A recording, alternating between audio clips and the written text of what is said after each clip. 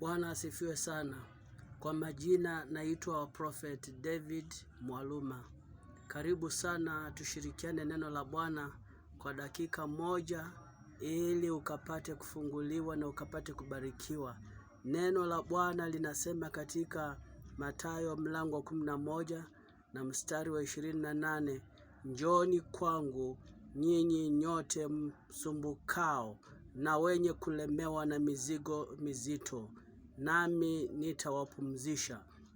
Mungu ako na mpango mzuri kwa ajili ya maisha yako, ndugu yangu na dada yangu unayenitazama na unayenisikiliza. Mungu tangia hapo mwanzo anakufikiria mema. Anasema ya kwamba ni yeye aliye na mawazo mema kwa ajili ya maisha yako. Na wakati huu najua kunalo jambo unataka Bwana akutendee. Ningetaka uamini Mungu, maana amekukaribisha kwake. Anasema njoo. Mungu anakupenda na anakujali. Anataka akuondolee tatizo lako na shida yako. Wakati huu nataka uweke tu imani kwake Mungu, na Bwana ni mwaminifu, ataenda kutenda. Jua ya kwamba Mungu anajua hata jina lako. Anajua tatizo ulilo nalo, na ako tayari kukutendea muujiza. Anataka kukuponya, anataka kukubariki, anataka kukufanya mtu wa ushindi. Maana tangia zamani anatamani mema yako. Kuna yule mwovu Shetani, kazi yake ni kuiba, kuchinja na kuharibu. Lakini Yesu, sababu yake ya kuja ulimwenguni ni kuja kumwokoa mwanadamu na tabu zake zote, na hasa kutokana na dhambi zake. Anakupenda Yesu, anasema njoo kwangu wewe unayesumbuka na kulemewa sana. Bwana akupumzishe, akuondolee mizigo, akuondolee matatizo ya magonjwa, akuondolee visirani na maisha magumu ya kilio, ya huzuni na ya umaskini mwingi. Bwana anakupenda, anataka akuweke huru. Nataka uweke tu imani kwake, na tuombe pamoja na wewe na utapata baraka zako. Kumbuka, Mungu ameniita na akanituma kwa ajili yako.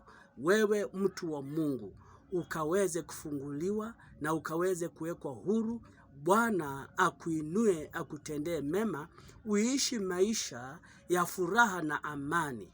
Maana Yesu alikuja ili ukapate kutajirika, ufanikiwe. Neno la Bwana linasema ya kwamba alikuja akawa maskini sana kwa ajili yako, ili mimi na wewe tukapate kutajirika. Kumbuka, ni mapenzi ya Bwana wewe ufanikiwe, uwe na pesa, uwe na mali, biashara yako ifanikiwe, uwe na afya njema, ubarikiwe katika boma na katika familia yako, watoto na familia yako wafanikiwe, waende shule nzuri, wewe biashara yako ifanikiwe na iendelee, wewe uone mema katika ulimwengu huu. Maana yote yalikwisha pale msalabani. Hakuna haja tena ya kuteseka. Yesu aliteseka kwa ajili yako, wewe ukapate kuwa huru.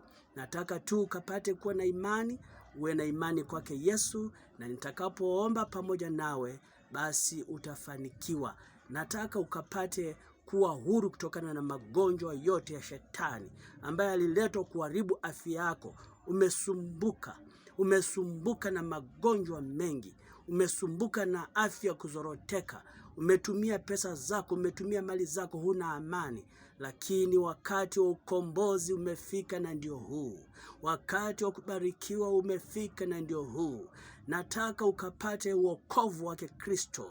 Umwamini Yesu na ukapate kumwamini ya kwamba alikuja duniani kwa ajili yako, na alikufa na akafufuka, na kwa kuamini hivyo umepata utakatifu, na kwa kukiri hivyo basi unapata wokovu. Nataka upate wokovu, upate uponyaji, upate baraka na upate ushindi, na chochote ambacho ni chema umeomba kutoka kwa Bwana ukapokee, maana wewe ni mtoto wa Mungu unayependwa sana. Nataka tuombe sasa. Nainuka kinyume cha nguvu zote za Shetani ambazo zimekuwa zikimfunga ndugu yangu na dada yangu anayenitazama sasa. Navunja nguvu zote za uchawi. ninazikemea ziondoke katika maisha yake katika jina la Yesu. Ufunguliwe na uwekwe huru. Ninaondoa kila laana katika maisha yako. Usamehewe dhambi na ukatakaswe na ukawekwe huru. Ninaondoa mikosi yote ya shetani katika maisha yako. Ninavunja roho zote za mapepo na za majini. Nguvu za ibilisi ziondoke katika maisha yako. Chochote kimefanya maisha yako kuwa ya huzuni na ya uchungu sana, Mungu akufungue sasa. Funguliwa sasa katika jina la Yesu Kristo, mwana wa Mungu aliye hai. Uwekwe huru katika moyo wako, katika roho yako na katika mwili wako. Upate amani na upate afya njema. Na kemea roho ya ukimwi iondoke katika maisha yako. Magonjwa ya ukimwi, magonjwa ya high blood pressure, magonjwa ya diabetes iondoke. Magonjwa ya kansa, ya TB, ninaikemea iondoke katika jina la Yesu. Kila infection ishindwe na kuaibika katika jina la Yesu. Magonjwa ya macho na magonjwa ya mifupa, arthritis, ninaikemea iondoke katika jina la Yesu. Ninaomba uponyaji katika maisha yako. Pokea uponyaji katika jina la Yesu Kristo.